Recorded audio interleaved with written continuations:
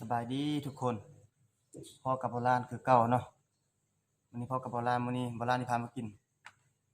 ปิ้งนกเนาะปิ้งนกตำบักถั่วผักกับผักกาดจอกเนาะแต่ว่าบ่ฮู้ว่าบ่อนอื่นสิเอิ้นหยังเนาะอันนี้อยู่บ้านโบราณเอิ้นผักกาดจอกเนาะมาตำบักถั่วเผ็ดๆปิ้งนกฮ้อนๆเนาะมาแซ่บๆนำกันเลย ตรงนี้ก็ขอโทษขออภัยหมู่คู่หลายๆเนาะหมู่พี่น้องเนาะเพราะว่าโบราณบ่มี เวลาลงคลิปเลยบ่มีเวลาถ่ายคลิปเนาะโบราณติดภารกิจหลายเนาะมาแซ่บๆนำกันเลยตำบักถั่วนัวๆปลาแดกเนาะ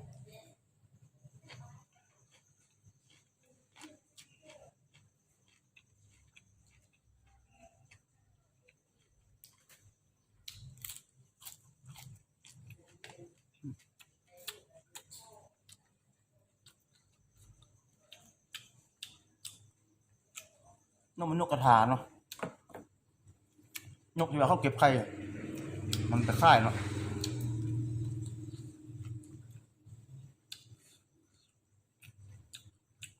เป็นอ้วนกเนาะโบราณซื้อมาเนาะโบราณบ่ได้ปิ้งเอง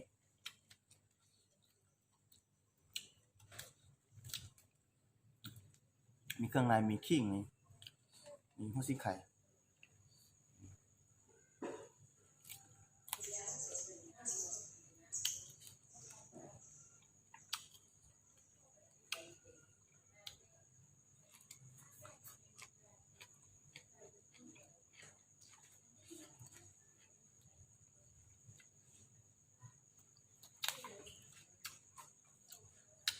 จะฟ้าวเบื่อกันเด้อพี่น้องเลย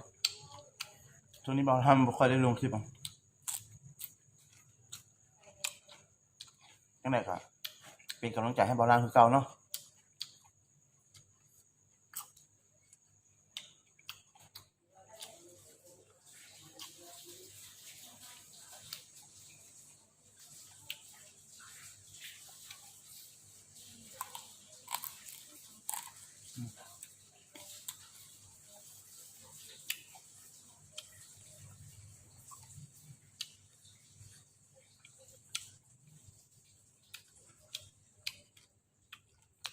ตำถั่วโบราณเฮ็ดเองเนาะ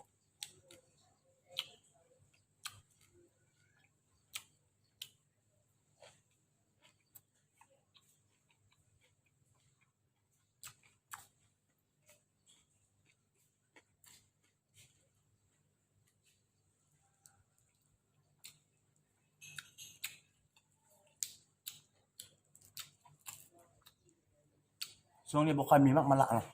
อยู่ตลาดก็บ่ค่อยมี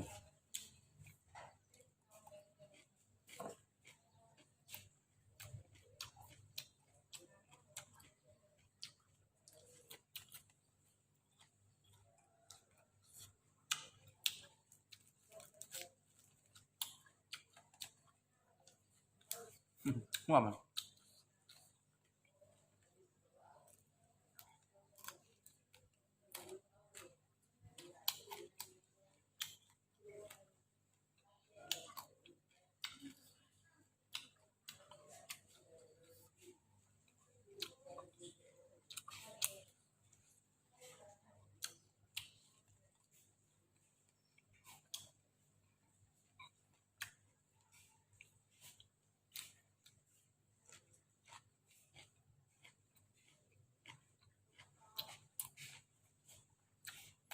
มาแซ่บก่อนเนาะ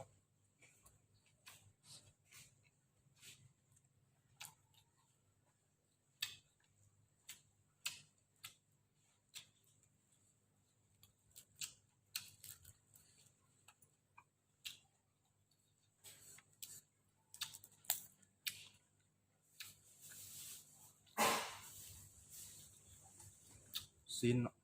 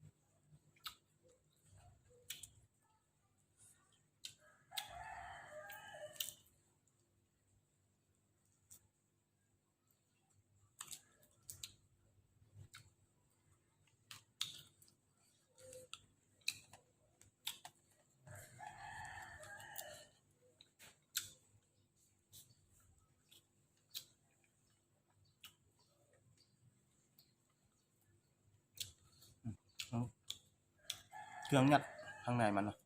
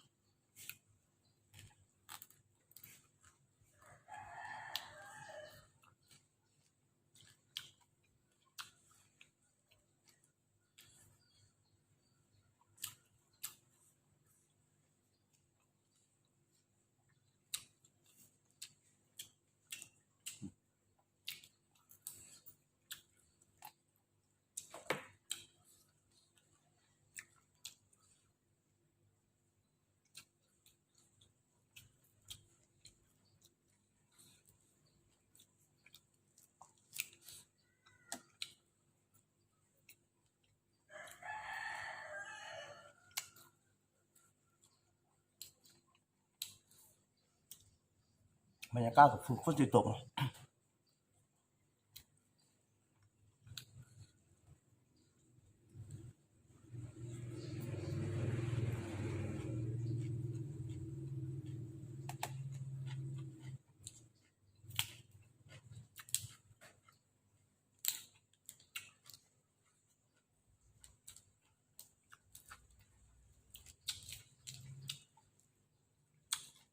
เป็นมาที่บ้านล่างกับ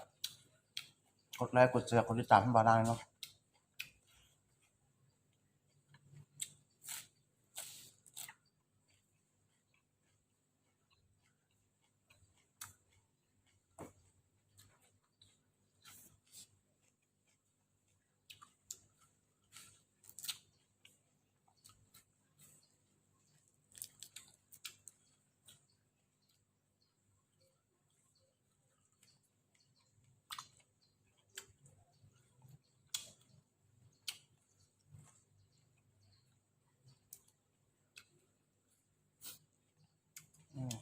เผ็ดอยู่เนาะดีแซ่บ